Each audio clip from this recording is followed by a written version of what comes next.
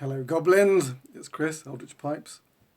We're here for Chapter 3 of The Case of Charles Dexter Ward. If you remember, last week's episode ended with Kennedy Fisher going to do a second interview with Charles's ex-tutor, Miss Sayers, to discover her house was on fire. So we'll see what happens from there. I'm going to be speaking some Tilbury. And I've got some prep work to do for some new skull tampers, so I'm going to get on with that. I'm going to hit play, then I'm going to turn on my dust extraction and get going. Enjoy. BBC Sounds. Music, radio, podcasts. From the archive of Dr. Jonathan Willett, this is a recording made in September 2010 of Willett talking to a 17-year-old Charles Dexter Ward. What do you know about my grandfather? Well, I don't think I know My any. real grandfather, I mean. The real one? Joseph Kerwin. You mentioned this name before. Yet my mother lied to me. And why would she do that? Joseph Kerwin was a great man. How do you know that? I've been doing some research. I see. What have you found? Miss Sayers says he was a great man. This is episode 3 of The Case of Charles Dexter Ward. If you're just joining us, I'd advise you to start at episode 1 and work your way through. Still here? Okay then. I'm Matthew Hayward, and this is The Mystery Machine. Is that? That's Barbara Sayers' house.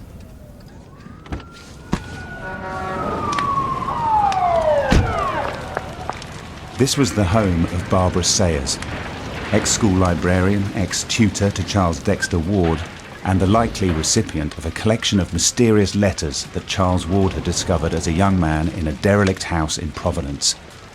Miss Sayers was most certainly becoming a person of interest in our investigation. But now it looked like that particular strand of the story had come to an abrupt halt. Until... She's not dead. Kennedy Fisher had stayed on that street for most of the night, but by late the following day... They've been through the wreckage, the fire department, and they say there was no one there. Do they have any idea how the fire started? If they do, they're not sharing that information with random podcasters. Well, what about the neighbours? I talked to the neighbours. No one saw her leave yesterday. But she's definitely not in the house, which makes me think... I think we need to be careful not to jump to conclusions. I think that's easy to say from halfway across the Atlantic. I'm actually all the way across the Atlantic. Okay, well, from right here on the spot, this feels super weird and way more than a coincidence. Oh, it's also a dead end. Well, I'm not sure. We were talking about that. Who's we? George Shepley, the boyfriend. Librarian. You're an asshole. If Barbara Sayers did disappear deliberately, then it shows we're on the right track. And if she didn't? Then someone burned down her house and we're still on the right track. Unless she went away and left something dodgy plugged in. Okay, but let's not proceed on that basis, huh? So we decided that Kennedy, and maybe this George Shepley character, who seemed to be becoming quite involved, would keep going on the background of Charles Dexter Ward. We still weren't clear on the timeline that led to Charles Ward being locked up in a psychiatric facility, nor did we have any clue as to how these events might have contributed towards Dr. Willett coming to England and murdering Lucy Hawthorne. Meanwhile, we wanted more background on Barbara Sayers. She seemed to be a key player in the story, and yet we knew very little about her. Hello? Hi, is that Mrs. Talbot? Hello? Is that Melissa Talbot? Oh, speaking. There are far too many Barbara Sayers in the world for an internet search to be of much use, but a call to the school she used to work at, the one Charles Ward attended, yielded a result. On Barbara Sayers' personnel file, she'd listed a next of kin, her sister Melissa, who lived up in Vermont. Luckily for us, Melissa hadn't moved in the intervening years, and so I was able to track down a number for her. I explained that we were investigating Charles Dexter Ward's disappearance. I'm afraid I don't know who that is. And that her sister had been his tutor. Oh, well, I haven't spoken to my sister for going on 40 years. She told me that they'd grown up together. Melissa was a year older than Barbara. She said Barbara was always the clever one. Always with a nose in a book, doesn't matter what it was. Someone stuck pages together, Bob would read it. Melissa got married, straight out of high school, to an army engineer named Bruce Talbot, and his work took the couple off all around the world. Bruce died in 2003, and Melissa moved up to Vermont. But it wasn't the Army's fault I lost touch with Bob. That was all on her. She was the big college hope of our family on account of all that reading, but instead she took off after that fella down in Rhode Island. Our mother was distraught. What fella would that be? Oh, I don't recall his name. I never set eyes on the man. Some kind of religious nut. Not that I'm against religion, you understand, but you take any good idea, and there's going to be some people that take the whole thing too far.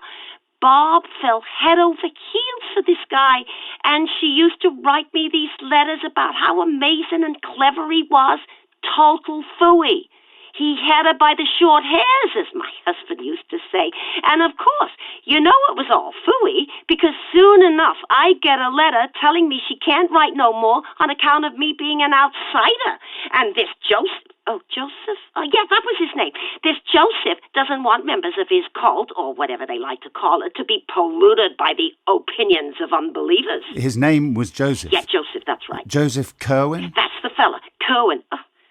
What kind of name is that, anyway? I never could figure that out. Well, so all that went badly wrong when the FBI or whoever got involved, and the last I heard of Barbara, she was off to England. She sent a Christmas card with a London postmark, and that would have been, I think, 1985, or maybe 86. And you haven't heard from her at all since then? Not a whisper. I don't know where she is, what her life is. I couldn't even tell you if my sister is alive or dead. Well, we're pretty sure she's alive somewhere. Well, if you're looking for her, I hope you find her safe and well, but please don't pass on my number. We've gone this long without speaking. I don't see as how getting together now would be a good idea.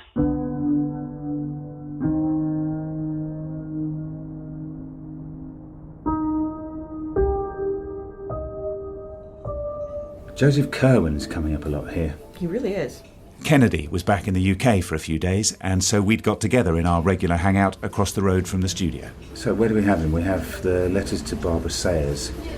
Right, and it sounds like she was a member of this cult he set up in Rhode Island. Okay, so I followed up on what your friend George Shepley said about that. They called themselves the Soldiers of Ipkuaya, apparently after some character from Mesopotamian folklore. They had a place out near the coast, a house, and at some point the FBI and the ATF took an interest, and that led to a siege. Joseph Kerwin died. Either he got shot or he killed himself. And I guess if Barbara Sayers was there, she managed to get out. Well, there's no record of her having been arrested. Right, so we have no way of knowing. Wait, you mean on her record, or...? I mean on the arrest reports from the siege. You found arrest reports? Yeah, there's a guy in the records office at the police department. Was I bearing the lead? Oh my God, what did you find? You got headphones? I'll play it to you. I've come to the city of Warwick, which is about 12 miles outside of downtown Providence. It's another old town, dating from the 1600s, and it's a lot quieter and a lot slower than Providence.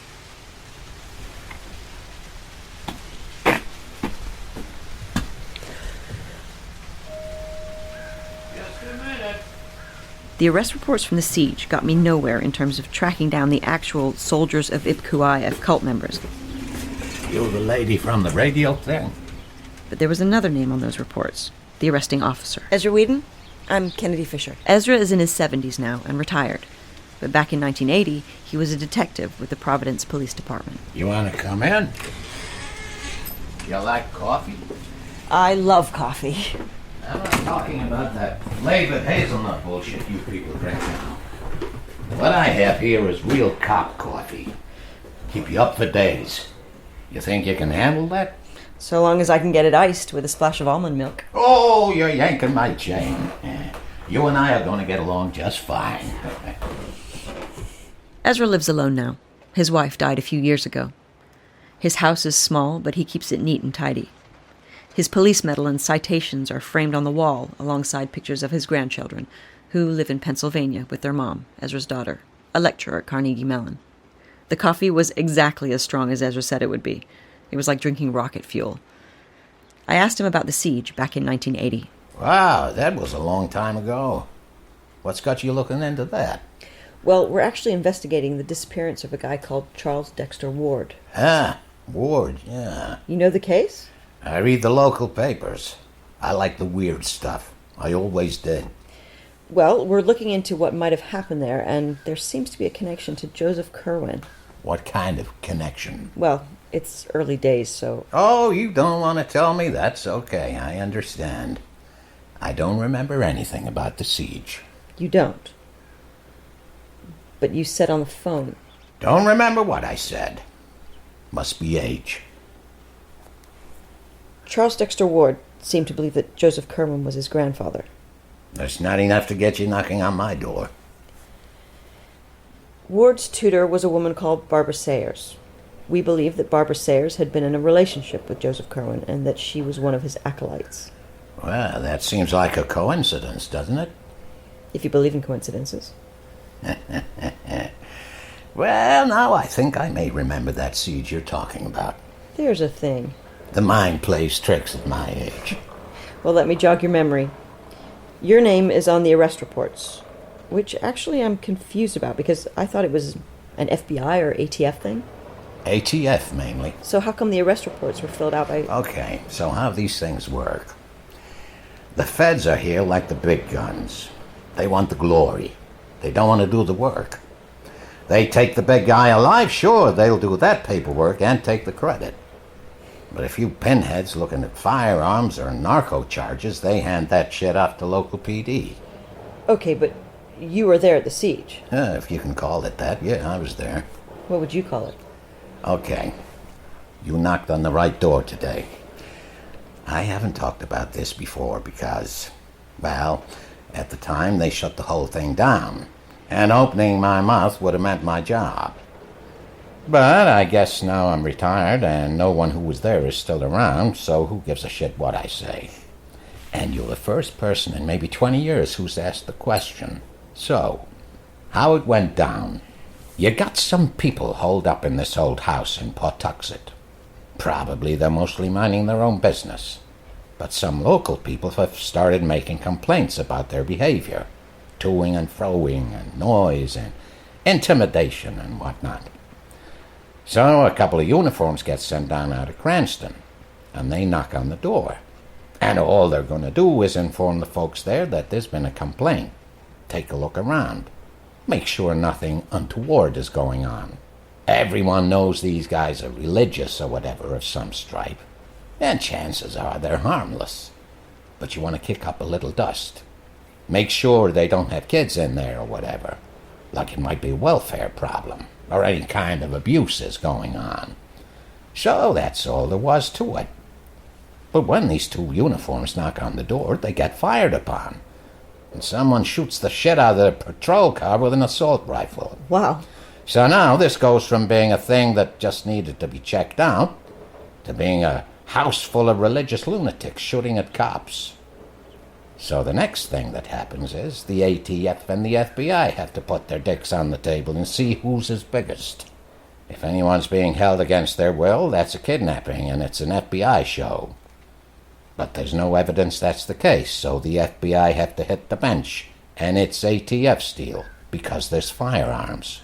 But ATF is always going to call the local PD for assistance.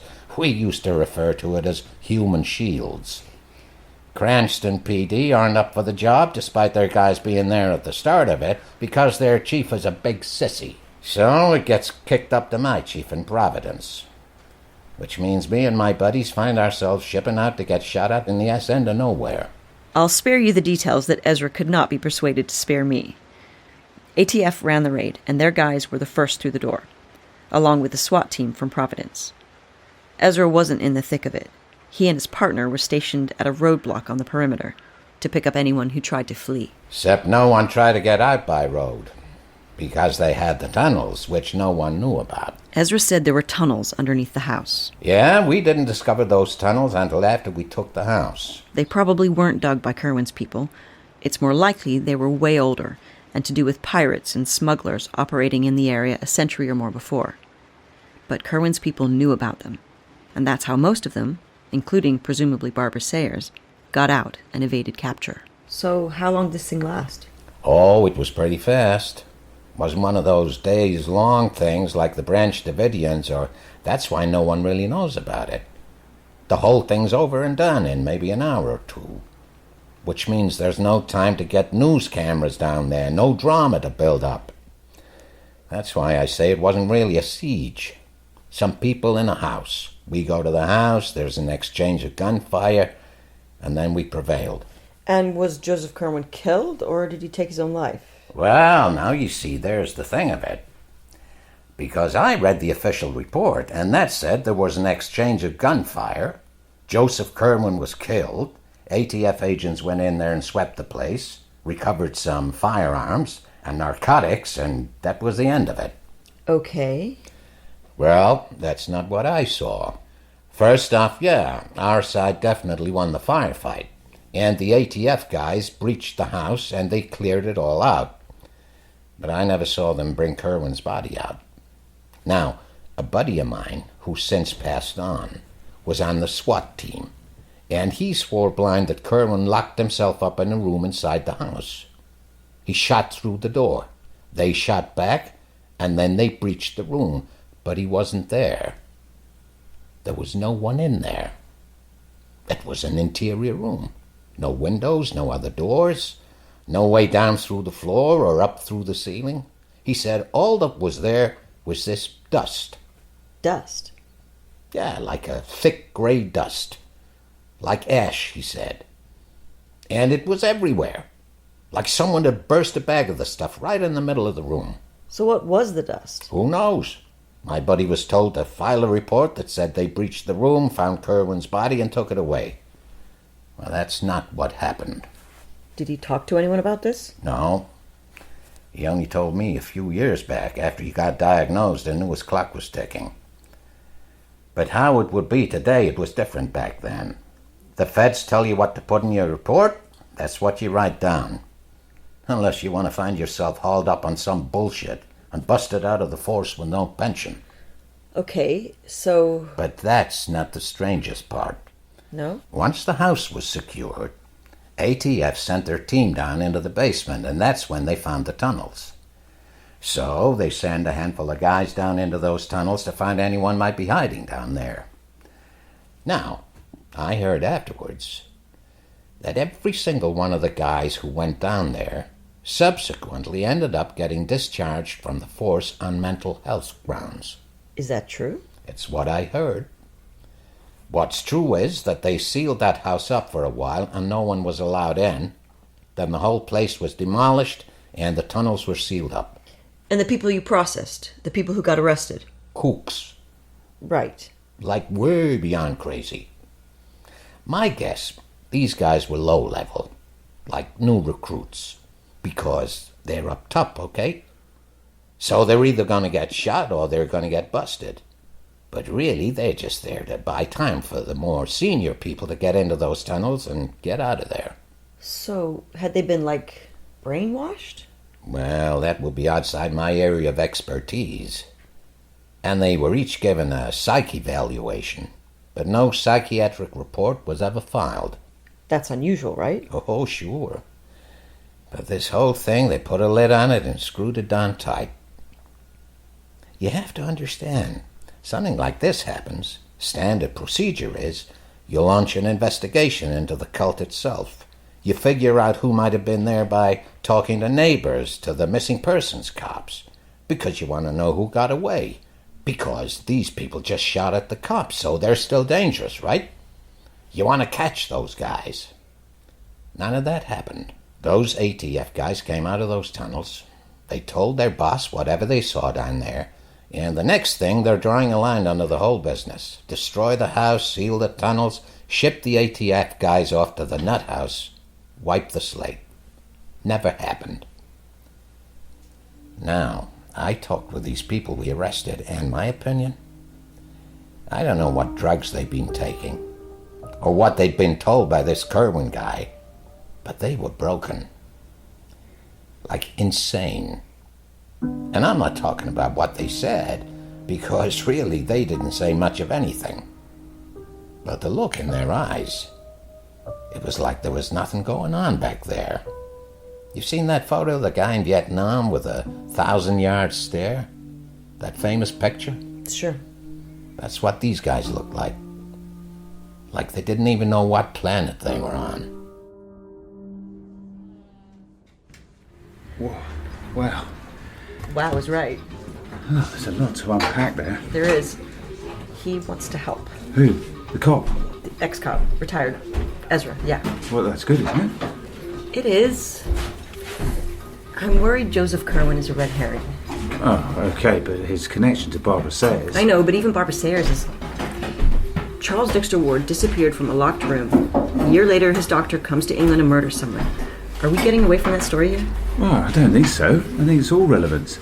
I want to know more about what Ward was doing before Willett put him in the asylum. Sure, but if your retired cop can pull some strings... Yeah.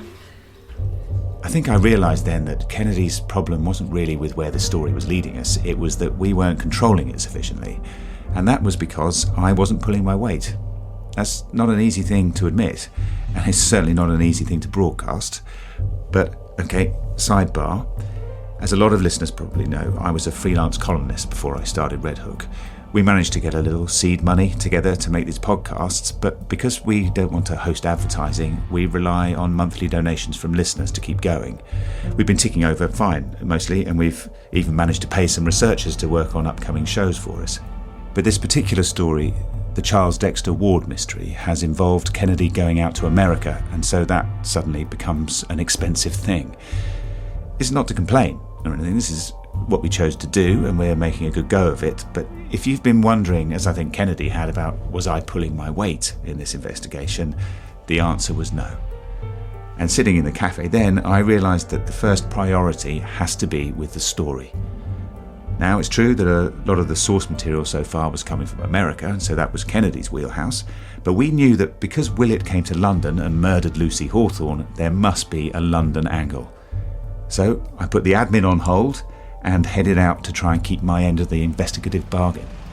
I've come to the London Library, which is not the ideal place to record audio, as they really don't like it.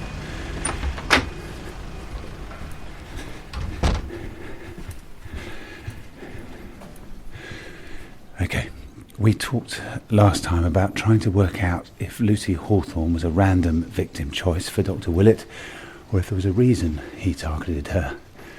My documentary producer contact pointed out that Lucy was the granddaughter of Sir Godfrey Tillinghast, ex-cabinet secretary. He seemed to think this might be worth digging into, so I've come to look at the relevant issues of Debrett's to find out a little more about the Tillinghast family. Okay, Godfrey Tillinghast, here we go. His father was Lord Ambrose Tillinghast, of course he was. We weren't expecting to find evidence of a thriving meritocracy at work here.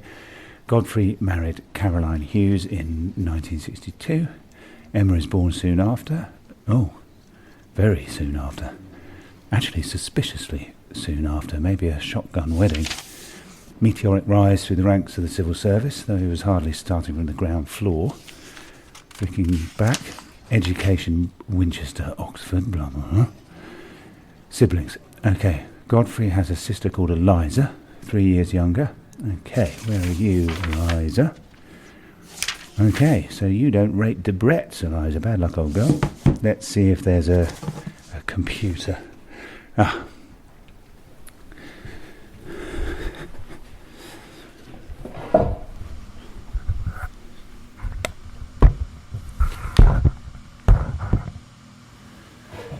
Okay. Eliza Tillinghast. Born in 1940 to Lord Ambrose Tillinghast and Lady Beatrice Tillinghast, blah, blah, blah. Rodine, finishing school in Geneva. I see. So, Caroline Hughes was a friend of yours from back then, and that's presumably how your brother hooked up with her.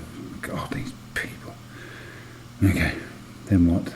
Where did you go? Did you die? Ah, no. You moved to America in 62. Aha. He had a baby girl in 1963, roughly the same time as Emma Tillinghast was born. So you and Caroline got pregnant at the same time, both out of wedlock. But in your case, the father didn't do the decent thing. I can't imagine that went down well. Did Lord Ambrose pay for your ticket out of England to spare the family the embarrassment?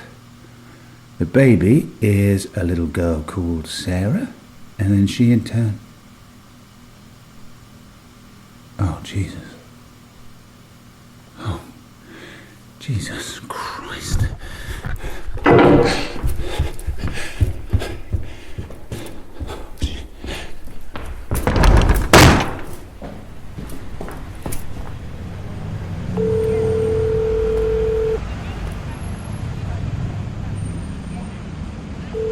Hello? I've got the connection. Matt? I'm just going through airport Yeah, I've security. got the connection. What? I don't know what you're... Lucy Hawthorne's granddad was Sir Godfrey Tillinghast. Yeah, I'm just finishing up. Sir Godfrey had a sister called Eliza. She got pregnant out of wedlock in 1962 and she moved to America to have the baby. The baby was a girl called Sarah Tillinghast. Okay. Are you with me? Hold on a second. So fine, I'll step out of the line. Is me standing here on my phone a security risk? I understand that, so I'll step out of the line. Kennedy! Asshole, sorry, yeah. Are you with me? Sarah Tillinghast. Godfrey's sister, Eliza, has a baby. Sarah, yes, get to the point. Sarah Tillinghast, in 1991, in Providence, Rhode Island, marries Howard Philip Ward. What? Sarah Tillinghast was Charles Dexter Ward's mother. You are shitting me. So the connection, Lucy Hawthorne and Charles Dexter Ward. Second cousins. Willett didn't pick a random victim. He killed the last remaining person in the Tillinghast line.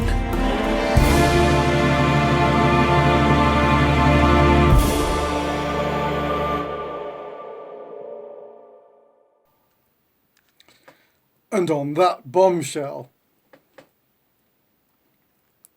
we're done for this week. Hope you enjoyed that. The plot thickens.